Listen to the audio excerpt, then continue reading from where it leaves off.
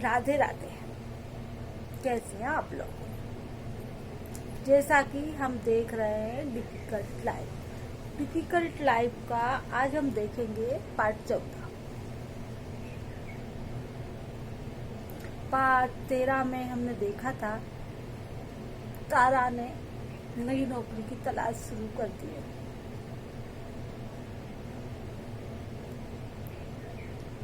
जब तारा नई नौकरी की तलाश में थी तभी घर से कुछ दूरी पर ही एक कॉलेज खुला था। तारा ने वहां पे आवेदन दे दिया। कोई 2-3 महीने बाद ही वहां से इंटरव्यू के लिए कॉल आ गया।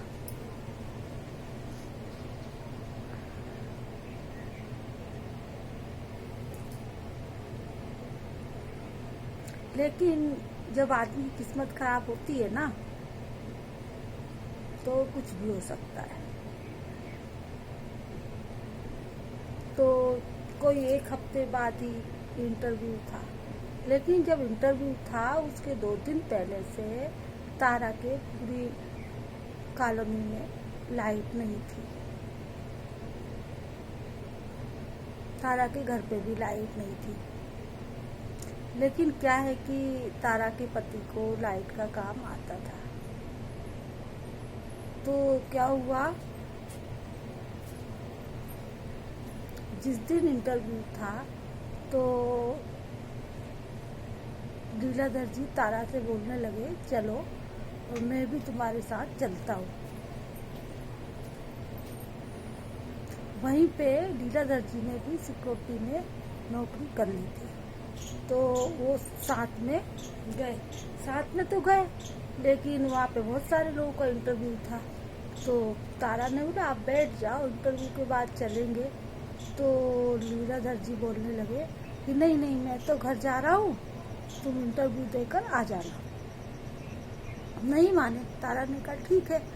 लेकिन वहाँ पे कम से कम 12-13 लोगों का इंटरव्यू था और उसमें सबसे पहला नंबर तारा का ही था। तो तारा इंटरव्यू के लिए अंदर गई। इंटरव्यू में ज़्यादा टाइम तो लगा नहीं, लेकिन जैसे ही वो इंटरव्यू से अभी बाहर भी नहीं निकल पाई थी कि यहाँ पे उसका इंटरव्यू था, वहाँ पे कोई 2-3 सिक्योरिटी वाले आकर खड़े हो गए और पूछने लगे कि ये तारा जी कहाँ है, कौन है। तभी तारा अंदर से निकली थी और बोली कि मैं हूँ। तो उन्होंने बोला कि आप जल्दी से घर पहुँचिए। वो लोग तारा के पति को जानते थे, तो उन्होंने कहा कि शर्मा जी को करंट लगा है, आप जल्दी से घर पहुँचिए। लेकिन तारा अभी बाहर निकल ही रही थी कि बाहर 2-3 लड़के मोहल्ले के आ गए। बोलने लगे आंटी चलिए जल्दी से गाड़ी में बैठ जाइए। अब पहले तो तारा को लगा होगा हल्का फुल्का उंगली में करंट छोटा मोटा लग जाता, वही लगा होगा। तो फिर भैया वो लोग बोले जल्दी आंटी जल्दी गाड़ी पे बैठ जाइए। तो तारा जैसे ही गाड़ी पे बैठी कि 2-3 लड़के और आ गए। बोलने लगे नहीं आंटी आप घर मत जाइए, अंकल को यहीं लेकर आ रहे हैं, आप उतर जाइए। फिर तारा गाड़ी से उतर गई।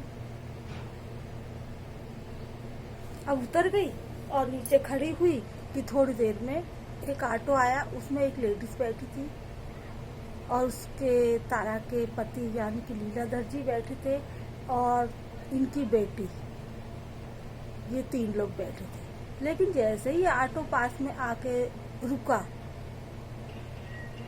तो तारा की हालत बिल्कुल ऐसी हो गई थी, बस एकटक देखे जा रही थी, ना बोल पा रही थी ना कुछ समझ पा रही थी।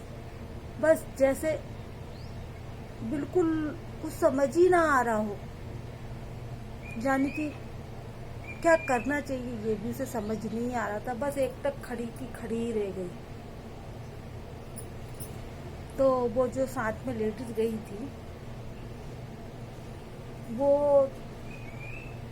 लीलाधर जी के दूसरे मकान की पड़ोसन थी और ये लोग उनको मौसी बोलते थे।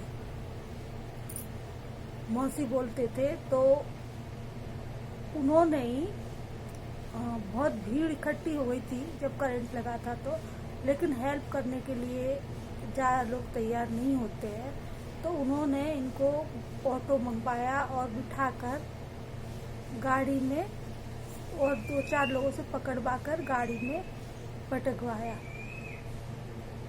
उनके सिर में काफ़ी चोट लगी थी और शरीर पूरा करंट की वजह से जल गया था। उन्होंने कहा कि घर पे तुम अकेली कैसे संभालोगी, अपनी फैमिली वालों को फ़ोन कर लो, कोई ना कोई आ ही जाएगा। लेकिन तारा की तो हालत ऐसी थी कि उसको तो कुछ याद ही नहीं आ रहा था, ना कुछ समझ आ रहा था। फिर उनने उसको झिझोड़ के बोला कि क्या मैं तुमको बोल रही हूँ फ़ोन लगाओ। फिर भी तारा को फ़ोन याद नहीं आ रहा था, तारा बिल्कुल खड़ी थी। लेकिन जो तारा की बेटी थी छोटी थी, लेकिन फिर भी उसने बोला कि मुझे दादी का नंबर पता है, मैं बताती हूँ मौसी आपको। तो उसने उनको नंबर बताया और उन लोगों ने फ़ोन किया। तब तक लीलाधर जी को लोग अंदर ले गए थे हॉस्पिटल में और हॉस्पिटल में इलाज शुरू हो चुका था और इलाज होते होते इलाज जल्दी शुरू करना था, ज़्यादा टाइम नहीं लगना चाहिए था क्योंकि खून भी बह रहा था और कंडीशन भी ख़राब थी। तो उन्होंने इतना बहुत बड़ा पर्चा लिखकर दे दिया दवाई के लिए। अब आगे क्या होता है ये देखेंगे हम अगले पार्ट में। तब तक के लिए राधे राधे। चैनल को सब्सक्राइब जरूर कर दीजिए।